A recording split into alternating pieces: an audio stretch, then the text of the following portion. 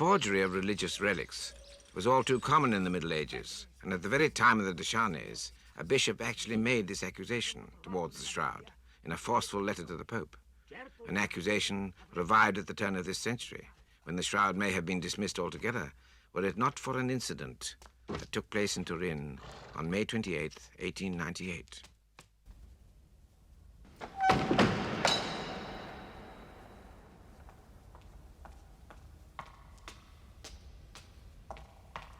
Subito, subito! Non perdere tempo! Grazie. Sposta la lampada. For the first time, permission had been given to photograph the shroud during one of the rare expositions. And this man, Secondo Pia, was to focus the world's attention on a new and unexpected discovery. Spingimi avanti. Dai, dai. A lawyer by profession, Pia was a dedicated enthusiast of the new science of photography, and this was a unique occasion for him. Avanti, avanti, su, basta. In a few days, the shroud would be locked away for another generation.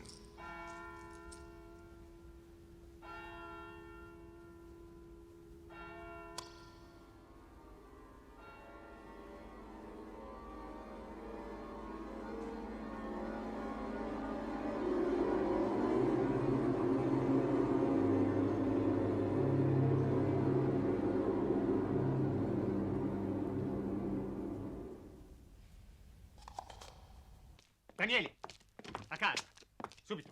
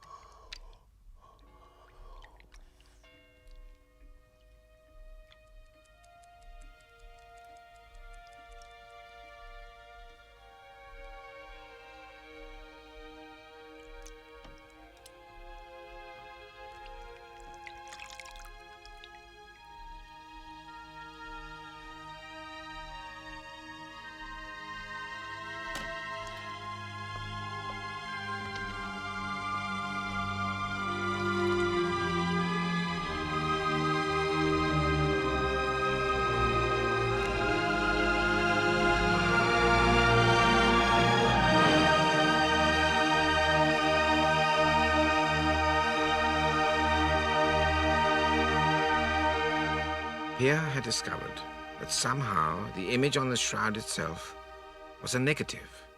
Light and shade were reversed. Later and better photographs of the whole shroud confirmed the discovery in even greater detail. The whole body could be seen much more clearly in negative.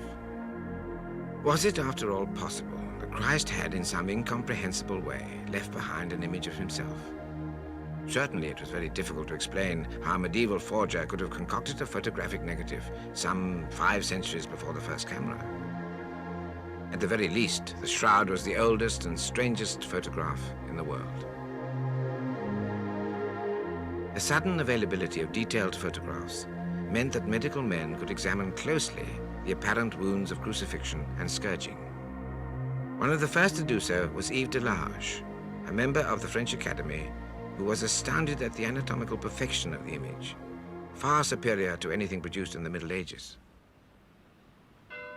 Not surprisingly, Rome has been the center of one of the most detailed medical studies.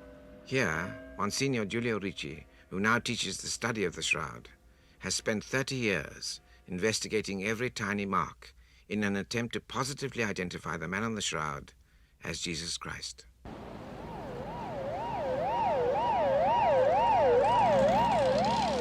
But the identification of a body is the specialist task of the forensic pathologist. And here, in Los Angeles, they have the grim distinction of possessing the busiest forensic medical department in the world.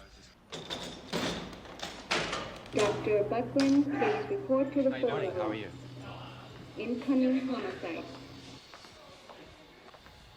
Dr. Robert Bucklin, forensic pathologist at Los Angeles for many years, is probably one of the most experienced investigators in this field.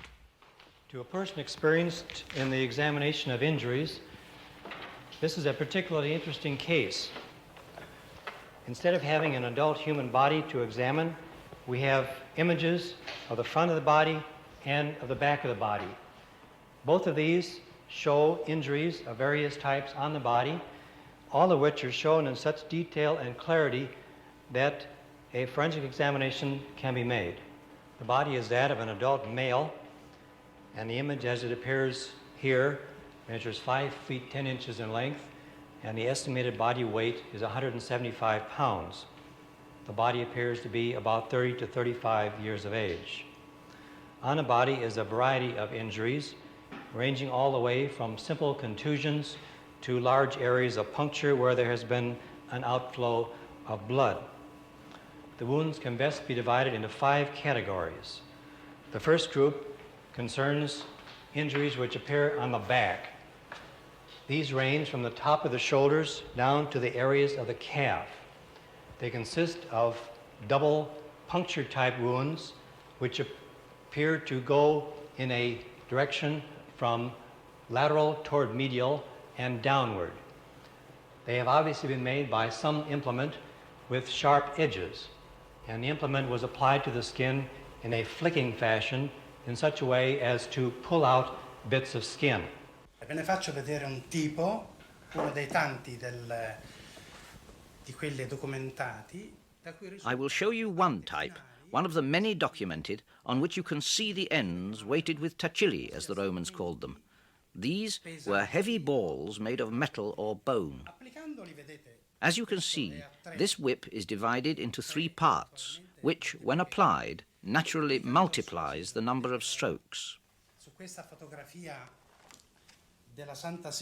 If we apply this to the photos of the shroud, for example to this one showing the calves, and if we put these small metal balls of identical size over it, you have a graphic documentation of the marks left by one of the strokes of the whip, and one only.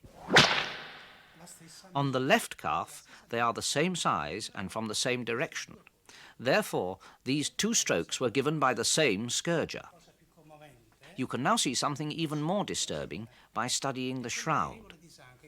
There are trickles of blood caused by the metal balls which were sharpened. They had spikes at the ends. Applied to the life-size photograph, the proportions and measurements are identical. Complete examination of the Holy Shroud gives us 2 scourges, because the directions converge, one from the right and one from the left, and the number of strokes is excessive, more than 120. Also present on the back image are 2 areas of abrasion located over the shoulder blades. These are caused by a heavy object resting across the back. Immaginate una trave che al tempo When talking of the cross of Jesus, imagine a beam that at the time of Pontius Pilate was put across the shoulders and tied on with a rope. Marks of this beam can be seen in the area of the left and upper right shoulder blades. These are contusions and lacerations from the scourging wounds, which spread under the weight of the beam. The second group of injuries are those which appear on the face and on the head. On the right cheek, over the malar area, is a swelling which has resulted in partial closing of the right eye. There is also an area on the nose where there is a separation and possible fracture of the nasal cartilage. On the tip of the nose is a small abrasion, possibly resulting from a fall where the nose came in contact with a hard object. Era inevitabile la caduta. Ed era uno degli His fall was unavoidable and was one of the most common spectacles of those times. The consequences are very clear on the shroud. You can see the left and the right leg. The left leg at the kneecap has very bad laceration and contusion. It is evident that the left leg bent and hit against the stones. In the forehead and in the scalp is a series of blood stains, one of which has the configuration of a figure 3. These appear not only on the front part of the forehead, but also on the back part of the scalp and high at the vertex of the head. They were made by sharp pointed objects which have projected below the skin and produced bleeding. Their configuration is such that the implement was like a cap which rested on the head. Contrariamente a quanto l'arte ha figurato, This wound, corresponding to a crown of thorns, probably more than any other, identifies the man as Jesus Christ. discordanza. The Gospels state clearly that the soldiers invented this torture for him alone. It was certainly not normal Roman procedure. A forger would have included such wounds, but would have shown them, as all artists did, as a circlet. Instead, the whole head is covered, suggesting a rough clump of thorns. Almost certainly what actually happened. Yet one more graphic detail indicating the shroud's authenticity. The third group of injuries involve the area of the wrist and the forearms. In the left wrist is what appears to be a blood stain, which has resulted from a puncture-type wound of the left wrist. This stain has two divergent streams which extend downward. If the left arm is moved laterally to a position where these two divergent streams are vertical as a result of gravity, we have the position of the arm at the time of the flow of blood. The blood stains which appear on the forearms are also consistent with two angles of blood flow. An injury to this part of the wrist will invariably damage the median nerve, whose function is to flex the thumb across the palm. It's interesting to note that there are no thumbs in these images. The next group of injuries are those about the feet, and they can best be seen on the dorsal image. The imprint of the right foot is pretty clear, and the heel and the toe are well defined. The left foot is less well defined. The left heel is elevated higher than the right heel, suggesting that the left foot was on top of the right instep and that a single spike was used to impale the 2 feet together.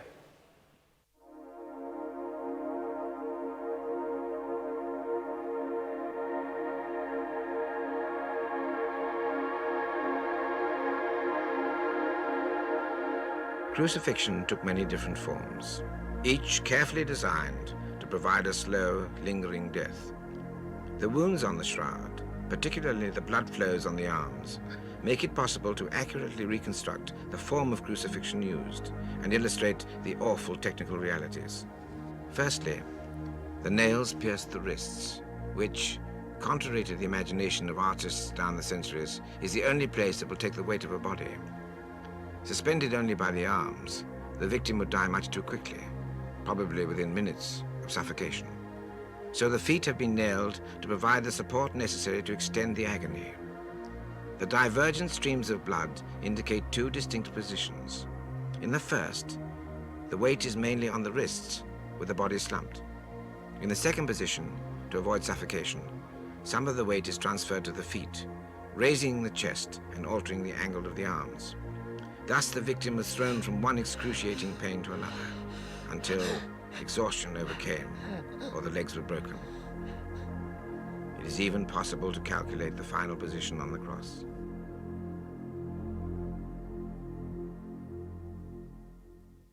The last of the injuries is an apparent wound to the side.